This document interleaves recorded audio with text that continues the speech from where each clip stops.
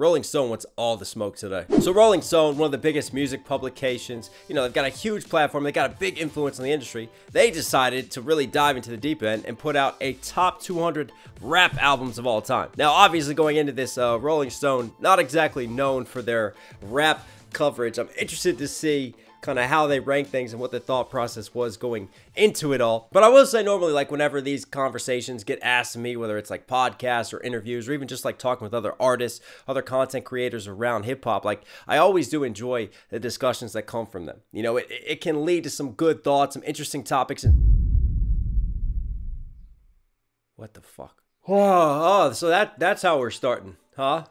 I mean, top 200 albums of all time. Like, we're not talking about the past 5 years, or what are we even talking about? For me, the first album that you rank is highly important because that is going to like set the standard. That's going to be like the tone for the rest of the list. So if you start this list and you're already on some bullshit, how's the rest of the list going to be? Like, what is the audience that you're even trying to cater to here? Like, are you trying to grab all the Travis Scott fans? Because even Travis Scott fans will tell you Astroworld is not his best album. I mean, if you're going to put a Travis Scott album on here, it's got to be Rodeo. Like, don't tell me they're going to have Rodeo later on. And what, 2 Travis Scott albums make the top 200 of all time? Freddie Gibbs, Bandana. Yeah, that was a solid album. But again, we're talking, I mean, we're talking all time here. Here's the thing I don't understand. To me, when you talk best albums of all time, we're talking classics, right? We're talking albums that truly stand the test of time. Albums that just have that element of no matter when you put them on to this day, you still look back and consider them masterpieces. Think about all the albums that have been released in hip hop. And, you know, there's a huge difference between having a good album, an album with a bunch of hit singles, an album that charts and does well, versus having a classic album. And if you're going to rank top 200, it's got to be classic albums. And hell, I mean, maybe you should even just disqualify anything that's been released in the past 5 years because that's still too soon and we're still too near and close to it to even consider the timelessness of it and to see if it stands that litmus test. Oh, Capone and Noriega. I forgot about that one. The War Report. Yeah, that's dope, man. I definitely put that on there. Too Short, man. Too Short does not get enough love. I'm glad that he made it on the list. See, there's actually some good. MC Light, let's go. There is actually some good listing on here. All right, we're bringing it around a little bit. We're giving me some hope now. Wow. Now this right here, I think this came up in an Eminem breakdown I did, but Ruckus Records, Sound Bombing 2. I mean, just the lyricism on this one and just the technicals, but this was one you could ride out to and just vibe out to as well, man. I highly recommend this record if you've never heard it before. Little Sims at 1, I mean, wow. I mean, this right here is an example. This is a great album. And this is one of those I could definitely see standing the test of time. But 180, that's so high. Like, what other female artists are we putting on here? Like, I better see Missy Elliott. I better see Lauryn Hill. I better see, like, those greats. But don't tell me you're going to start putting someone else above this Lil Sims album. Nah, come on. 180? Oh. Mac Miller, rest in peace, Divine Feminine. I mean, they didn't even put Mac's best album on here. It's like we're just like cherry pick. Like, what is the flow of this? I don't understand how we're setting this up. Like, it just feels so eclectic. It feels like we're just arbitrarily just randomly picking stuff and assigning it numbers that don't mean anything whatsoever. Like, even the artists that you're picking, you're not doing your homework and just like putting out what would be considered their best work. Oh my God. Like, what is reality right now? What I'm just questioning my entire existence at this moment in time. I've got to read this. Flo Millie's 2020 debut mixtape is full of viral ready bars that boldly introduce us to a legit young original. The mobile Alabama native flexes on the single B Flow mix spitting can't do no broco. They gave me allergies, but I know they love my personality. Really? This right here tells me that you actually know nothing about rap. If of all of her lyrics, like, that is the lyric you're gonna pick out. Like her talking about being broke and allergies. Like, that's the first rapper to ever talk about having allergies to brokenness, and that's like one of the greatest punchlines. Like, that is seriously what you highlight? That is what you want to do to shine light on Flo Milli? I mean, and how is this even a greatest record of all time? I don't understand. Like, yes, Flo Milli has some unique styles, very unique flow, very unique cadence, delivery, way of attacking things, but doesn't tick all the boxes for me. In no way does it tick the boxes of having a timeless sort of album. I mean, what the fuck are we doing? WD, what are you doing? Big Crit, oh man, I forgot about Big Crit. That shit takes me back. Above the Law, Black Mafia Life, West Coast, man, in the building. Like a lot of people, when you think about G-Funk, you think about Dr. Dre, but you know, if you really like that style and that West Coast G-Funk swagger, man, go check out Above the Law. I mean, Black Mafia Life is definitely one of those platform genre definers. You know, it's a pioneering album, really. Yeah, definitely recommend that one and the influence that it had. Childish Gambino, Because the Internet. What? That's a strange placement at 166. I mean, give me Camp any day of the week, but Because the Internet? For me, it had a few misses. Still love Gambino, though. Cannibal Ox. Wow, Cannibal Ox on the list. Let's go. That's good. That's solid. Well done. Who's this? They have different people picking different albums. So MR, you get some credit points there. Everyone at Rolling Stone should be sacrificed to Squid Games right now. How is Lil Nas X at 150? That's 50 spots ahead. Well, of Travis Scott, okay. I mean, yeah, like I said, we set the bar pretty low when we started, didn't we? So I guess we can't go much lower. But no, we did. We did. This is no. You cannot tell me that this is a top 200 rap album of all time. And again, I'm not sitting here like throwing shade against these artists. That's not the point. Like, again, think about it. You can make a good album. You can make an album that does well, that has hit singles, that people like, that people enjoy. But there is a key and critical difference between having a good album and having a classic album. Having one that is absolutely timeless, period, defining, pioneering at its time, something that just is just absolute classic, gets better like a fine aged wine throughout the years. Run the Jewels is on here? Pfft, let's go. Yo, if you have not heard Run the Jewels, that is a very pleasant surprise to see them on there. I love Run the Jewels style. Highly recommend them, man. Common, the Chicago movement, man. Come on. Everybody knows Kanye from Chicago. Lupe. Where is Lupe on this list? Yo, the Cool better be in like top 50 at least. It just, again, I'm not taking away from like Uzi Vert, but it really just feels like we're trying to please everybody. You know what I mean? Like Rolling Stone is grasping on to relevance, and like they want people to click. Like they want people to justify it. And instead of like creating this discussion of the art form and a discussion of truly classic rap albums, like we're just gonna like cherry pick like different popular albums that have hit throughout the years and just chuck them onto the list and randomly assign a number to them. The Streets original Pyro material, Mike Skinner in the Streets. How that again is another actually pleasant surprise. That and Run the Jewels are the two biggest surprises for me. The Streets, man, that was one of the earlier, yeah, that was like my first introduction really to like British rap and British music. But Mike Skinner, man, he is a genius. Chef's kiss to him. This is not even a rap album. Like this is supposed to be a rap list. Like no, this is no. Is Doja Cat dope? Yes. Doja Cat is very dope. I bump Doja Cat. I respect the artistry of Doja Cat, but this is not a top rap album. We don't even have our genre right with that. This is the thing that gets me though, is that you have some legitimate picks. Like you have some ones that you scroll down and like you get through a couple and you're like, all right, yeah, like this is legit. This is well thought out. This is some good shit. And then it's just like they just will slap you in the face all of a sudden and just drop something completely random from current times. I mean, I've always known that Rolling Stone has a huge Chance the Rapper bias ever since the Chance the Rapper NF controversy, when Rolling Stone was just all butthurt and in their feelings that, you know, NF was doing better and outperforming their boy Chance the Rapper, whose children they want to have. But like, I mean, come on, this is going too far now. Eve, oh, Eve, another very dope female NC. How could I forget about Eve, man? Go show Eve some love. Definitely recommend Eve. Mos Def, yep, that's my type of shit. That's my type of shit. Young Jeezy, interesting choice, man. But yeah, I won't knock it. I won't knock it because of, you know, the impact that he had coming out of ATL at the time that dropped. I mean, but again, that's more like one of those albums that's just like hit after hit after hit. It's kind of like Get Rich or Die Trying. You know what I mean? Like, great album that I still play to this day. But when you want to talk about like absolute classics, like to me, there's a difference between the purpose of an album, which has like a bunch of hits on it, versus an album that conceptually sits and feels like an album. It's like writing a book, right? Now, you might have like one just really dope chapter on fucking unicorns and like rainbow clouds and riding off into the purple sunset. And then the next chapter all of a sudden is like a romance like The Notebook, and all of a sudden you're sinking on the Titanic and you're trying to save bitches but you can't, and then you end up drowning yourself. Like there's no cohesion between one story and the next, but people really enjoyed the chapters. That's kind of like an album that has like a bunch of like hit singles on it versus an album that has like a theme, that has a flow, that has an atmosphere, a feel to it, that has things that connect throughout. And for me, when we're talking about truly timeless classic albums, you have to look at the whole body of work of that album. It's not something that, yeah, it was popular at the time, it capitalized on trends, or it had a bunch of hits. No, for me, it's more about the art. When you talk about an album, it's like a book, and you have to look at how the book lines up as a whole, how all the different chapters contribute to making that book truly great, to making it a journey that you enjoy, that has peaks and valleys, rises and falls, and takes you somewhere and affects you in a certain way.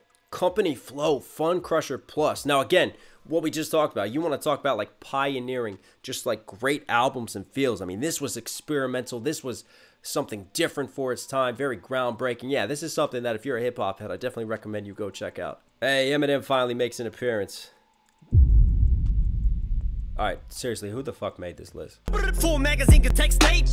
This is Rolling Stone's expert panel right here. I mean, looking at this panel, you've got fucking Smeagol from Lord of the Rings. You've got Karen from down the street. You've got the guy running the local ice cream van telling the kids to get into the truck with candy. I mean, does this feel like a legitimate representation of rap fans throughout the years? Like, look, people are going to give me shit because of how I look, but come on. I mean, this is your panel. This is your expert panel right here. I mean, fucking Jeff down here looks like he's the reason why the McFlurry machine broke. All right, let's try to be positive. Let's try to keep it moving. How can we do it? Like, this is just gonna get me in trouble making videos like this. Like, why did I choose to react to this today? Because like people are gonna watch this and go, wow, he hates female MCs. Like that's all he's doing. But no, Megan Thee Stallion did not drop a top 100, top 200, top 1,000 album of all time. Like that's foolish. That's silly right there. How are you gonna put Lil Sims at 180, which is actually like a legitimate album, versus whatever the fuck Megan Thee Stallion put out? And then right below that, like you have Public Enemy. Like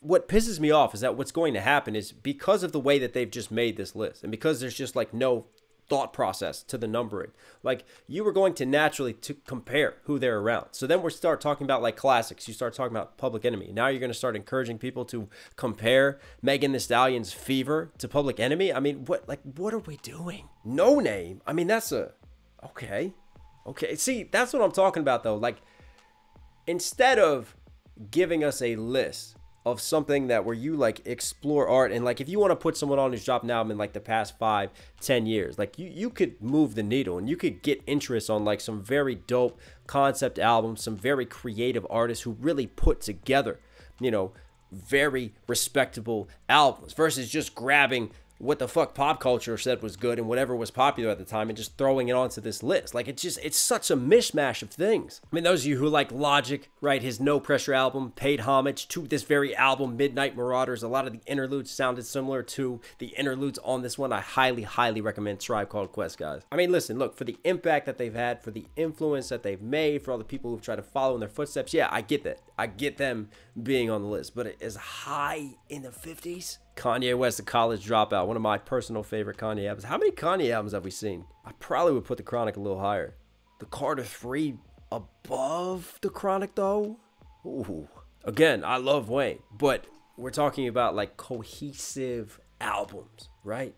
That's, again, the most important thing is we have to look at the rubric and what the criteria is for what goes into this. And it really feels like to me like there was no set list. Like, look, you know, we're going to rank the albums, and these are our different ranking factors. You know, let's talk about the storytelling. Let's talk about the production. Let's talk about the lyricism. Let's talk about the concepts. And, you know, you have just different markers, and then you rank it 1 out of 10. You add that up, and then you give it a score from there. Like without a score and without some type of ranking system, it makes this just so incredibly arbitrary and also just so fucking random. Chance the Rapper should not be in the top 50. Chief Keef at 32. Wow, that's ballsy. Nicki Minaj at 30. I mean, listen, these are bold strategies, God, and we'll see how this one plays out. Tupac at 29. I mean, what is your top 10 or top 15 going to look like? Reasonable Doubt at 26. I guess they really ranked the Blueprint then. The Blueprint's got to be way up there. Marshall Mathers LP at 25. I mean, I haven't even talked about like the lack of Eminem appreciation, but we know that Rolling Stone hates Eminem anyways, so I'm not surprised on this. And Eminem just gets hate in general, but like this should be in the top 10 easily. This is one of M's best albums. This or the Eminem Show, which I haven't seen the Eminem Show, so I'm hoping that the Eminem Show is later on.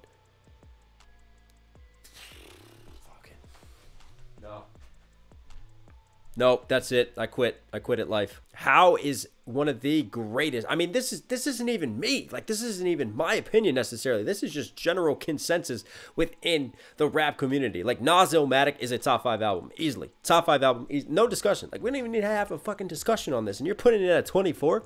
DMX, rest in peace. All right, giving DMX some love. I can see that.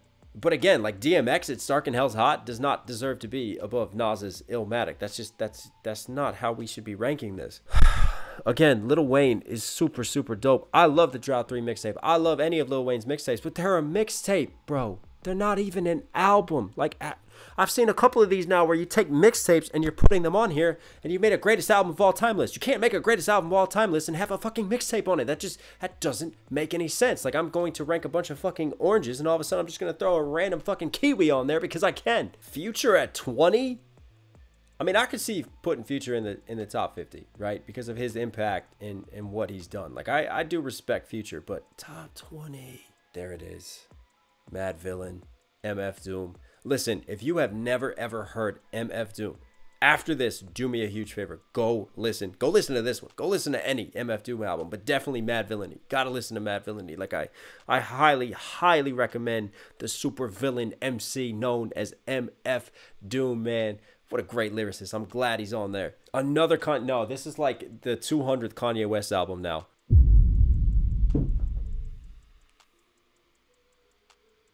I can never unsee that.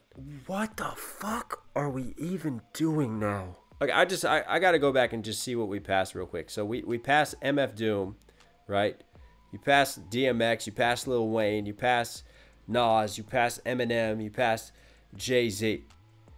And you put Cardi B as number 16 of all time? I've gotta fucking read this one. Cardi B built a reputation on Love and Hip Hop's most beloved regular, degular, smegular. Really? But when it came time to release her debut album, Invasion of Privacy, she threw herself into the music with the menace of a Louis Vuitton rammed into someone's throat.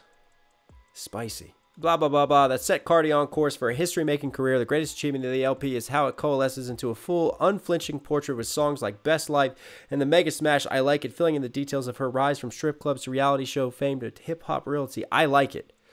What? No, again, like, this feels like we're celebrating the biography of Cardi B and like her rise up and her impact and what she's done and what she's come through. Like, that's a great story. I'm not knocking that story, but you're not going to tell me like that historical piece and that struggle and that come up and, you know, everything that she's been through and all the frustrations and, you know, the persistent rise to the top is all of a sudden exemplified in a song like I Like It. Like, what?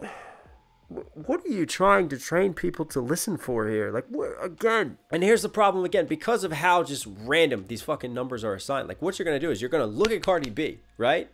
And you're going to start comparing to who else is there. Like, no, you are never, ever going to tell me that Cardi B's album is better than Mad Villainy. Like, you cannot. We could sit here and we can make just a metric of everything that consists and contributes to a great album. And we will rank it, and you and I will discuss it and go through it all. And nowhere, never, never, ever, 10 times out of 10, MF Doom is going to beat that any day of the week. Same with Nas's Illmatic. Same with Eminem's Marshall Mathers LP. Like, this is insanity. Like, I feel bad for Rolling Stone at this point in time. Like, have they gotten that desperate that they have to do things like this to get people to click? Like, are views down that badly? Eric B and Rakim, okay. You know what else I'm thinking of? Like, I haven't seen KRS-One anywhere. Did KRS-One not make it?